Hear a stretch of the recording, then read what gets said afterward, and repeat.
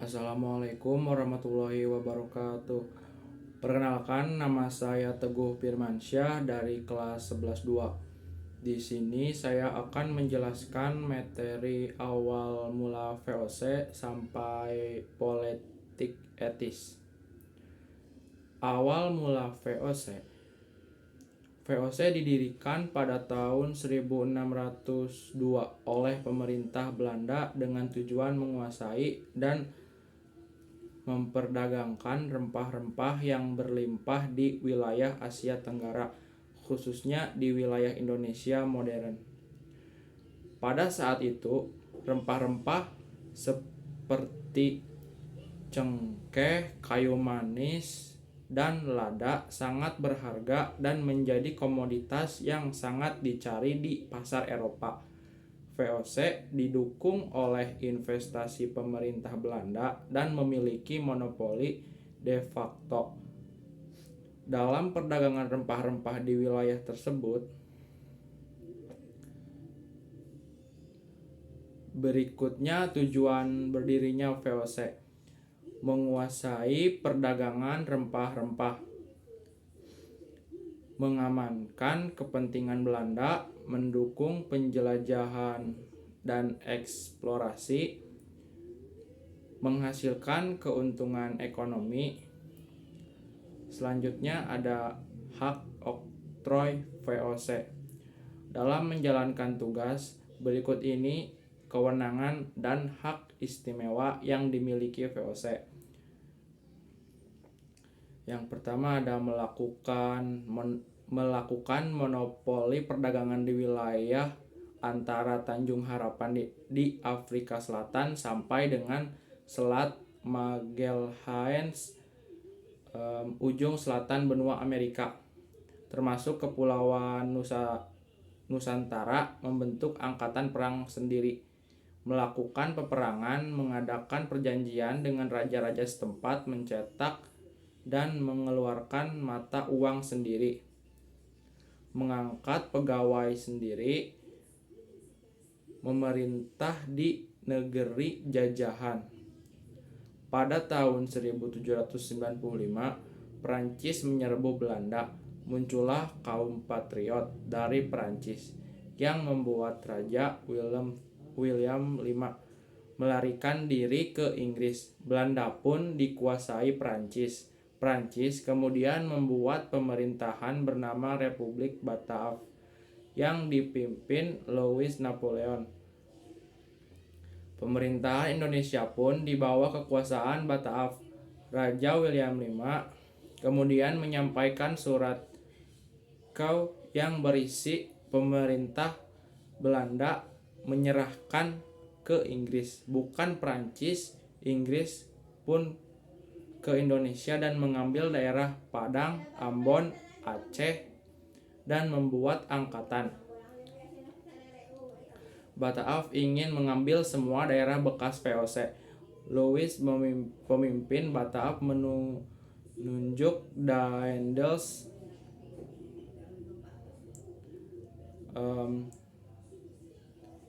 tugas mempertahankan Jawa, menghapus feodalisme, membuat berbagai kebijakan pertahanan, memperbanyak jumlah pasukan sebanyak 18.000 orang pribumi, membuat angkatan Legion Mangkunegara, membangun jalan raya Anyer Panarukan. Kebijakan politik dan pemerintahan: mengangkat bupati sebagai pegawai, membagi Pulau Jawa menjadi 23 keresidenan. Kebijakan peradilan: 3 peradilan orang Eropa, Timur Asing, pribumi, buat peraturan pemberantas korupsi. Kebijakan sosial ekonomi: melakukan pajak, meningkatkan penanaman yang laku di pasar dunia. Rakyat wajib menyerahkan hasil pertanian, menjual tanah kepada swasta. Adanya kesalahan kebijakan yaitu menjual tanah kepada swasta yang hasilnya untuk diri sendiri, lalu dipecat. Janssens dipilih. Pada tahun 1806, Janssens terusir karena wilayahnya dikuasai oleh Inggris.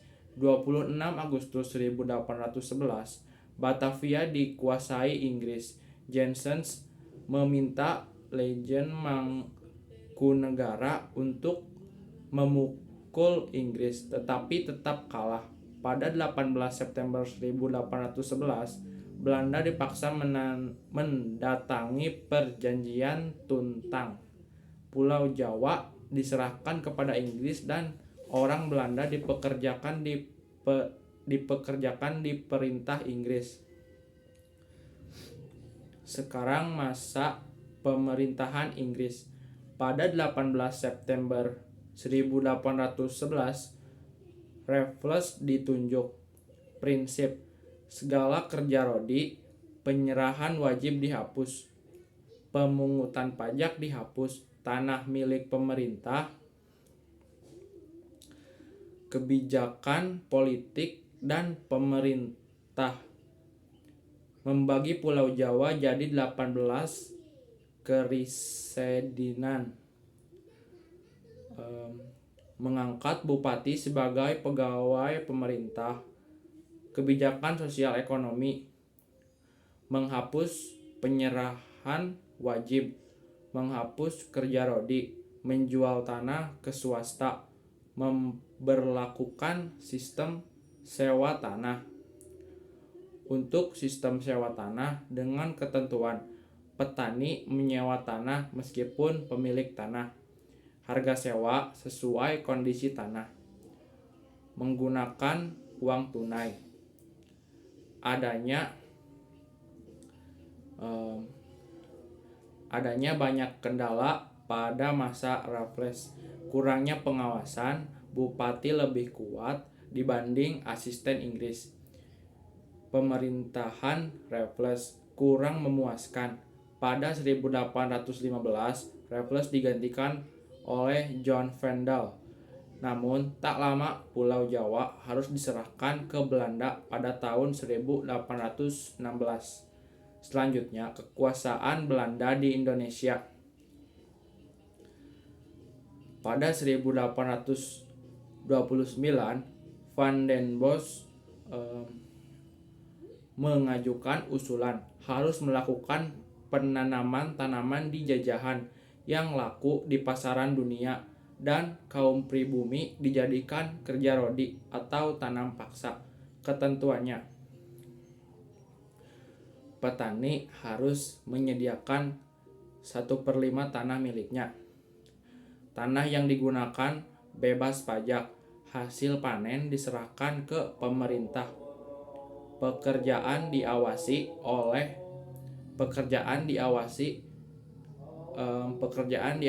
penguasa pribumi. Penguasa pribumi diberi bonus ketika semakin besar setoran maka semakin besar bonus. Penguasa pun memaksa pribumi untuk menanam. Adanya bonus memicu penyelewangan terhadap luas tanah. Tanah 1/5 lebih digunakan. Sistem tanam paksa menimbulkan pro dan kontra. Pada tahun 1860-an terbit 2 buku, Sticker Contracten oleh Franzen, Max Havelaar oleh Douwes Dekker. Sejak itu sistem paksa mulai dihapus, diganti sistem ekonomi liberal. Kemudian saya akan menjelaskan tentang politik pintu terbuka.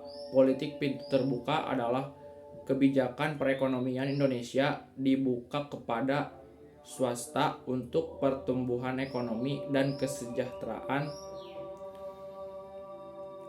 Kebijakan pintu terbuka. Sistem tanam paksa dihapuskan. Ekonomi diserahkan kepada swasta. Ditandai dikeluarkannya Undang-Undang Agraria dan Gula. Pelaksanaan pintu terbuka. perkebunan tebu, perkebunan tembakau. Dampaknya, memberi keuntungan kepada swasta. Hasil-hasil mengalir ke Belanda.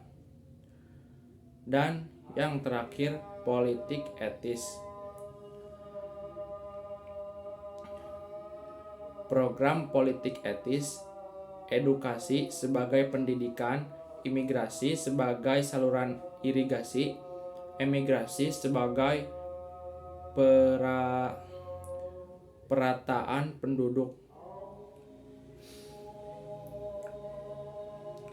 penyimpangan politik etis, edukasi untuk tenaga kerja, irigasi untuk mengairi perkebunan, emigrasi untuk memenuhi tenaga kerja perkebunan. Dampaknya, pembangunan sarana aktivitas pertanian, pembangunan sarana transportasi. Sekian yang dapat saya sampaikan, kurang lebihnya mohon maaf. Wassalamualaikum warahmatullahi wabarakatuh.